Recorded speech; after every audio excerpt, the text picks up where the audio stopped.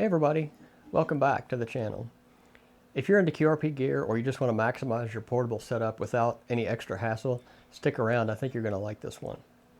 As anyone who's familiar with the QRP-labs radios knows, one of the biggest annoyances is the limited input voltage range. They really don't work above 12 volts. So a while back I was listening to an episode of the Ham Radio Workbench podcast and had Hans Summers on it. And he had mentioned that there was a PA upgrade for some of their rigs that removes the limitation, and it got me intrigued, so I started doing some research. And I went over to the QRP-labs Groups IO to check it out, and I found the mod that Roloff Baker created that Hans had mentioned. It adds parallel transistors to the PA, so it can safely handle the higher voltages without risking damage, and also boosts your power, and it'll even double it if you've got your transformer set up for 9 volts and you feed it with 12. If you've been running their transceivers like the QCX or QMX on voltages higher than 12 volts, like with lithium iron phosphate, you've probably already got a solution for this, like dropping the voltage with diodes in the power cable, or maybe using a buck converter to step down the voltage, or using a USB-C PD power bank. Those all work, and they work really well actually, but they add extra parts and they all have their own downsides. So today I'm exploring the PA upgrade mentioned in the forum, as I think it's a better long-term solution. I'll start by measuring the baseline power output on my stock setup, and I'll walk you through step by step how to do the mod, and then we'll remeasure with 12 and 13.8 volts to measure the real-world power gains and hopefully safety factor. So if you've got a QRP-labs radio and you're tired of workarounds for limited voltage, or maybe you just want some more oomph from your radio, meet me over at the bench, and I'll see if I can mod my QMX. Alright, so the first thing we're going to do is measure the output on every band before we make the modification. So I've got my QMX Plus. It's connected to my QRP-labs dummy load. I've got it in this little snap together case that I made. You can get the model for that on my printables page.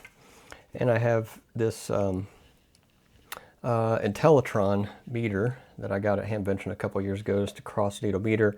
It's 2 ranges from 0 to 30 and from 0 to 300. So I've got it in the low power mode, and I just have my little CW Morse straight key connected. So we're on 160 meters here, so let's key down, and we've got 3 watts.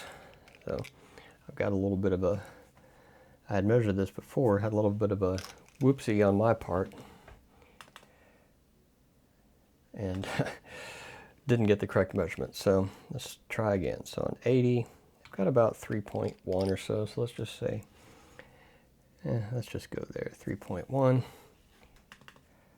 So 60, and we're at right at 3 watts.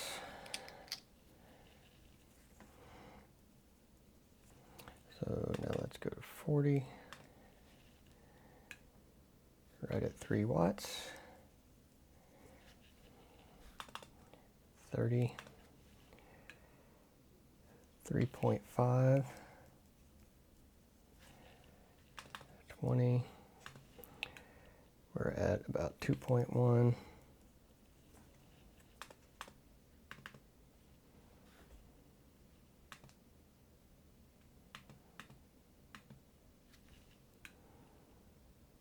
.8 on 17,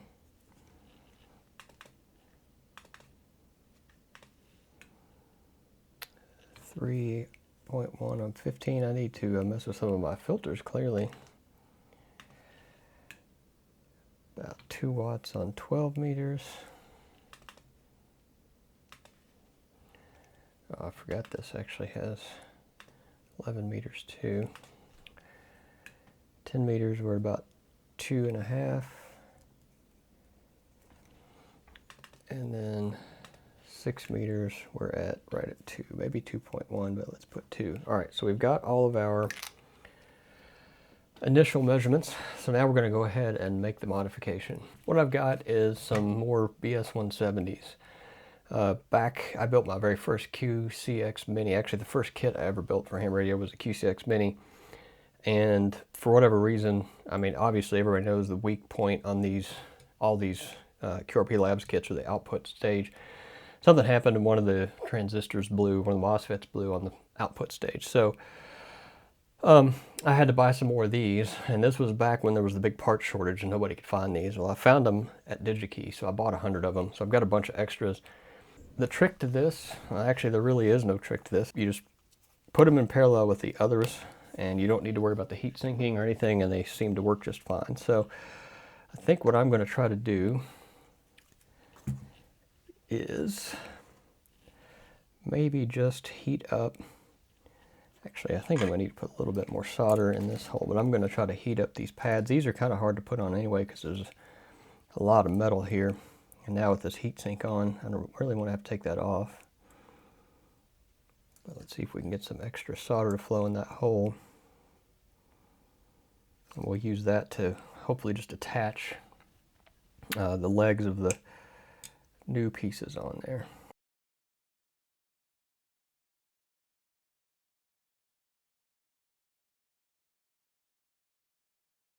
If this works well, I may try to do this on my QMX kit too. I imagine it's going to be quite a bit more difficult on that kit since it's so much smaller, but there may be room in there to do it. I really enjoy my QMX Plus though, because it's not that much bigger. It's probably 2-3 times bigger than the QMX, but of course you get all bands, not just 5 bands.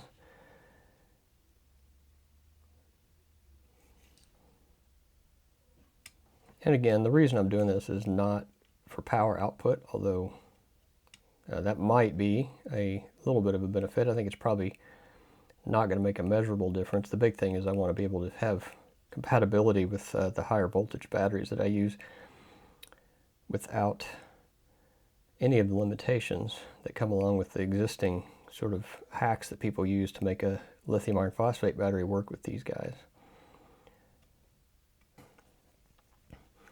I may want to get some pliers because this may get kind of hot, but we'll see. Actually, that wasn't too bad.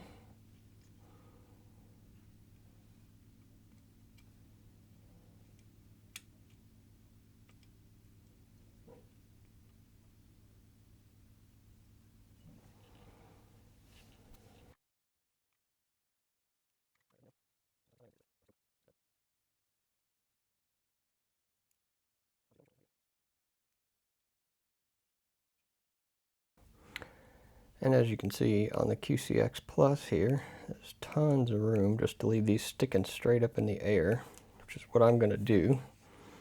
And as you can see, if you remember when you assemble these kits, the flat face of the MOSFETs go downward, so you want to make sure that direction is the same. So you just put them in the same orientation as the ones that are on there currently.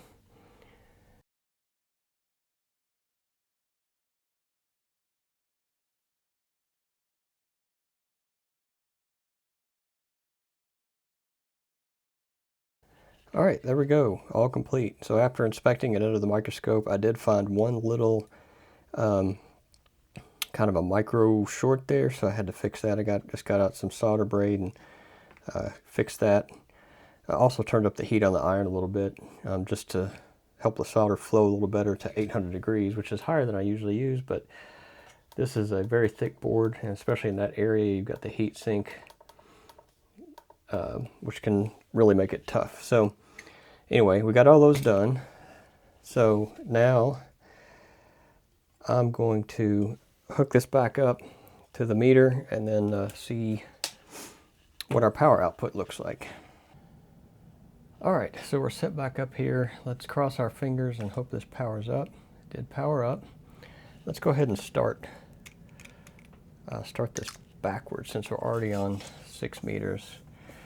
Let's just go ahead and start there. So let's see. Got about 3 watts out.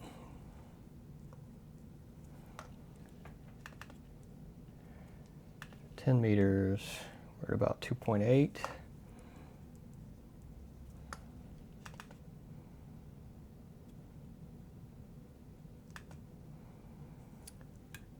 We're right at 2. All right, 15, we've got 5 watts. 17, we've got about 2.8.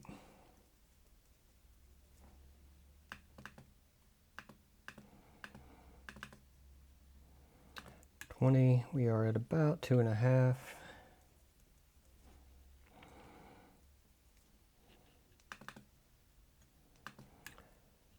$30, we're right at 4 watts.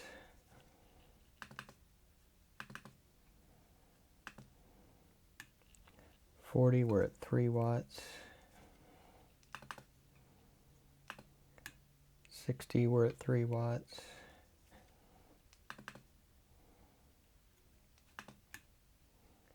$80, we're a little bit over, so 3.1. At 160, we're about 3.1. All right, so as expected, with the same 12-volt supply, you can see we do get a little bit of gain on some of the bands. Like I said, I still probably do need to tweak some of my low-pass filters to get a little more, but the key here was not to get more power output. The key was actually to be able to use my lithium iron phosphate batteries safely. So now let's go ahead and hook up one of those guys and see what our power output looks like and see if any magic smoke comes out. Let's see, 13.8 volts. All right, so now we've got our lithium iron phosphate battery hooked up. Oops.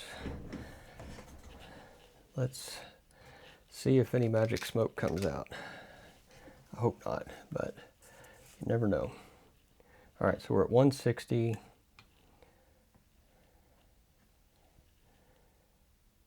Oh, it's showing high voltage warning, so let's see if we can change that here.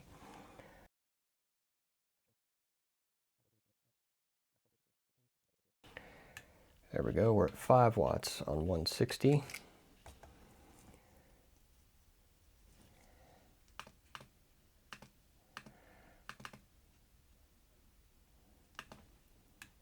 At 80, we're at 5 watts.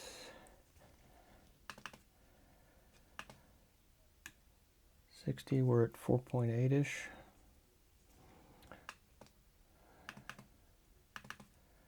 40, we are at 4 watts. 30, we're at 6 watts. 20, we're at 4 watts. 17, we're at 4 watts. 15, wow, we're at 8 watts. We're at about 3.1 on 12.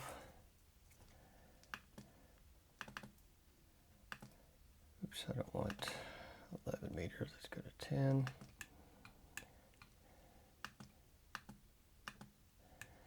We're 4 watts.